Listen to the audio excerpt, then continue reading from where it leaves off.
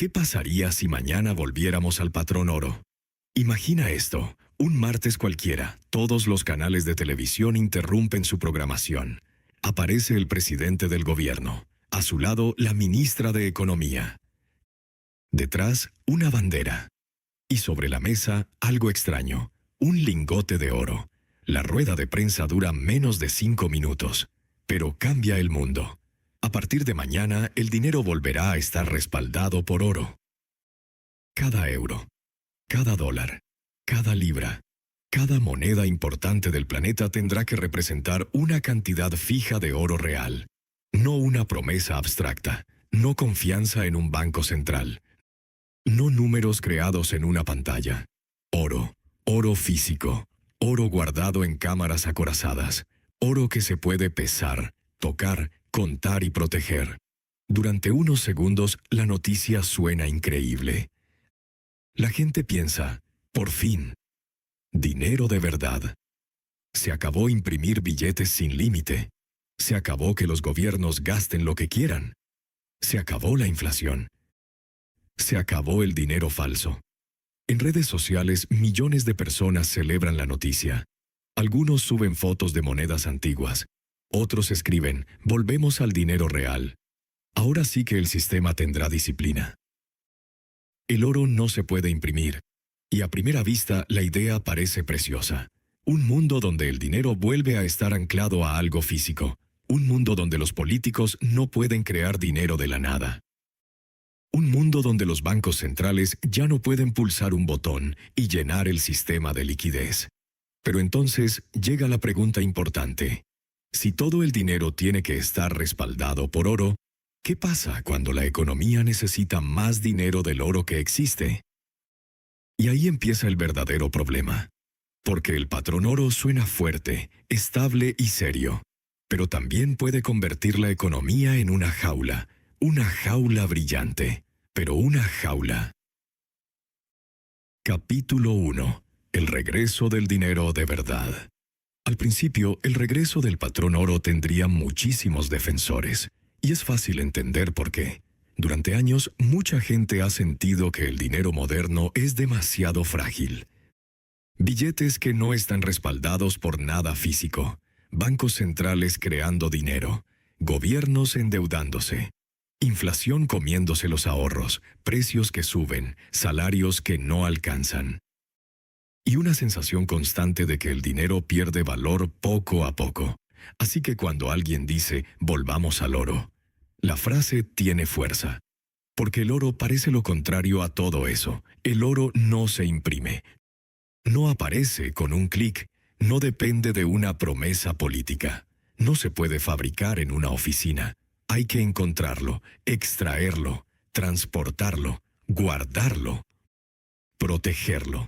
Por eso, para mucha gente, el patrón oro suena como volver a una época de disciplina. Si un país quiere emitir más dinero, tendría que tener más oro. Si un gobierno quiere gastar sin límite, no podría hacerlo tan fácilmente. Si un banco central quiere inundar la economía de dinero, tendría que mirar antes sus reservas. Y eso, en teoría, pondría freno al exceso. Menos impresión monetaria, menos inflación descontrolada. Menos deuda financiada con dinero creado artificialmente. Menos manipulación del valor de la moneda. Suena limpio, suena ordenado, suena responsable. Pero la economía no solo necesita disciplina. También necesita flexibilidad. Y ahí es donde el patrón oro empieza a mostrar su lado oscuro.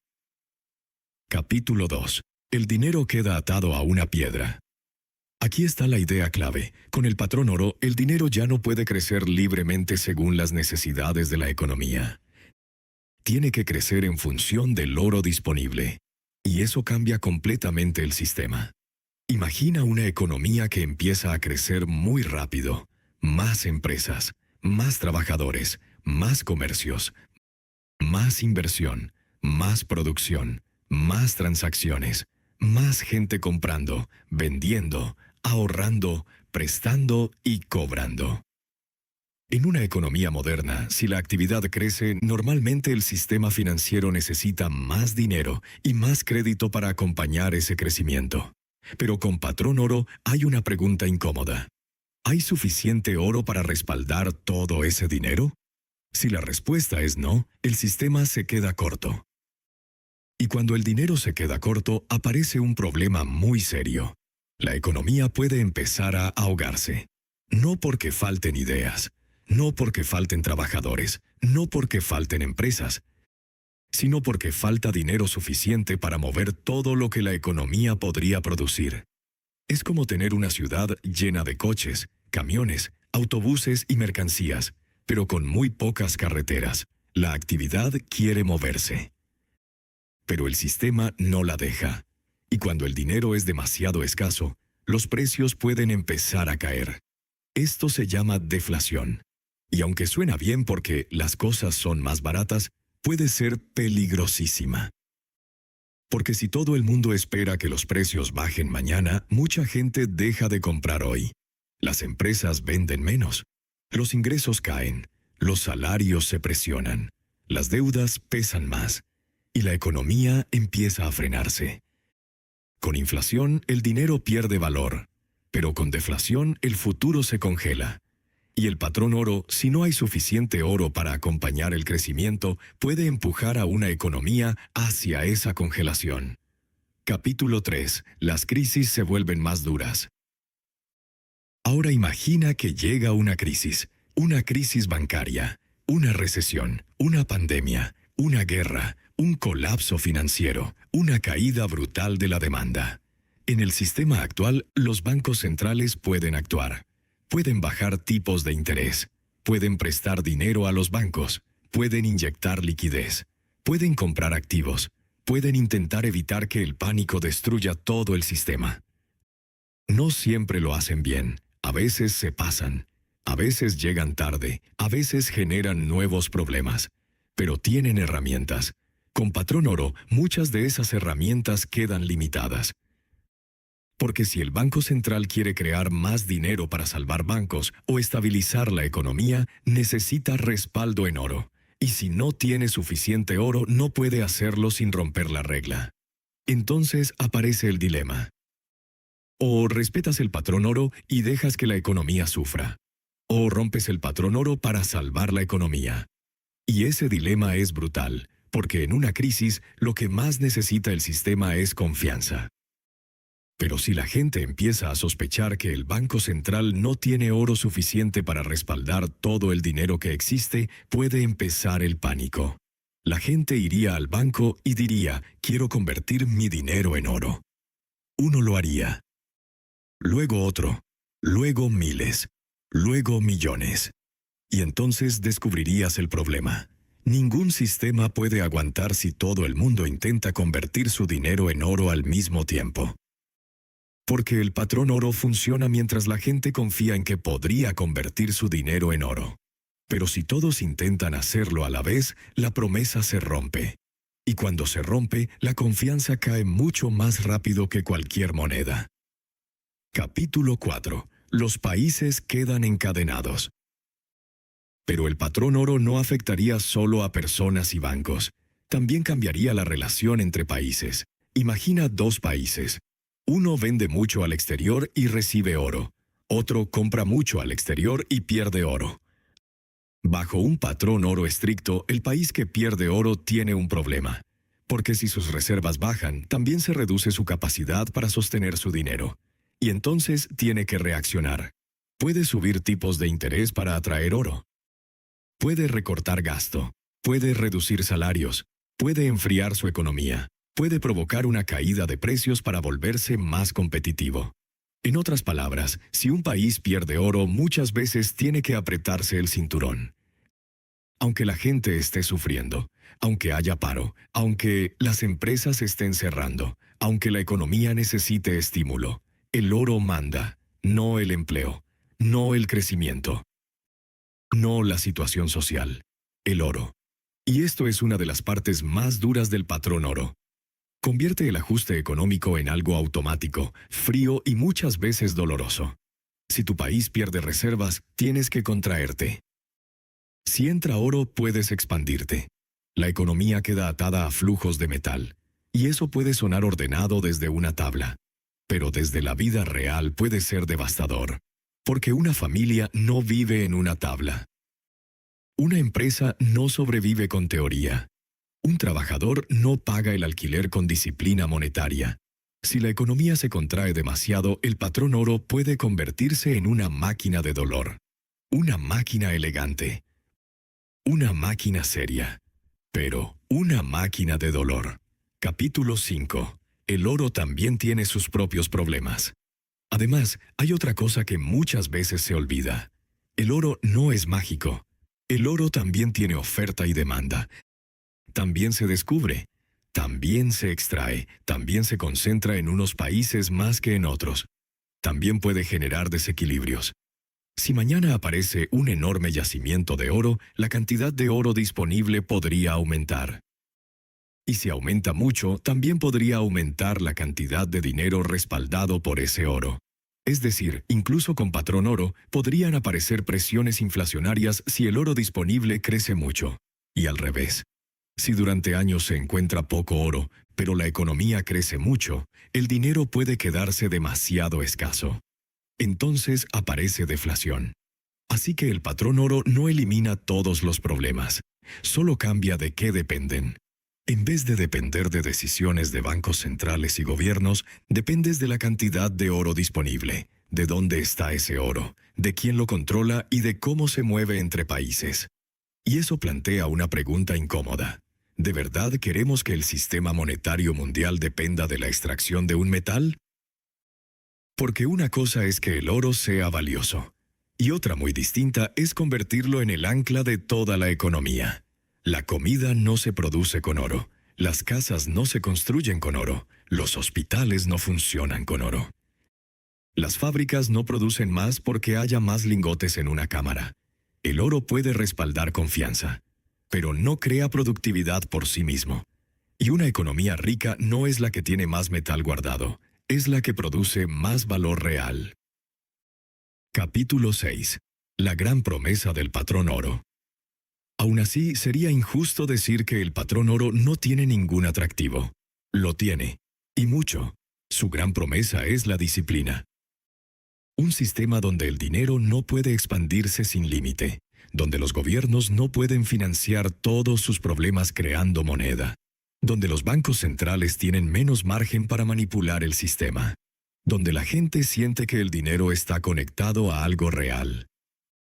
Esa promesa es poderosa, especialmente en épocas donde la inflación ha hecho daño, cuando la gente siente que sus ahorros pierden valor año tras año, cuando los precios suben y los salarios no acompañan. Cuando parece que el dinero moderno depende demasiado de decisiones tomadas en salas cerradas, entonces el oro vuelve a sonar atractivo, porque representa límite, representa escasez, representa algo que no se puede inventar políticamente. Pero aquí está el problema. Un límite puede protegerte del exceso, pero también puede impedirte respirar. El patrón oro puede evitar que se cree demasiado dinero, pero también puede impedir que se cree el dinero necesario en una emergencia. Puede frenar abusos, pero también puede agravar crisis. Puede dar confianza, pero también puede quitar flexibilidad. Y la economía necesita las dos cosas: confianza y flexibilidad. Disciplina y capacidad de respuesta. Límites y adaptación. El patrón oro te da mucho de lo primero, pero te quita mucho de lo segundo. Capítulo 7. Entonces, ¿sería bueno o malo? Entonces, ¿qué pasaría si mañana volviéramos al patrón oro? Al principio habría entusiasmo. Mucha gente sentiría que el dinero vuelve a ser serio. Los ahorradores celebrarían la idea de una moneda más difícil de manipular. Los críticos de los bancos centrales dirían que por fin se acabó el dinero artificial. Los mercados reaccionarían con una mezcla de emoción, miedo y caos.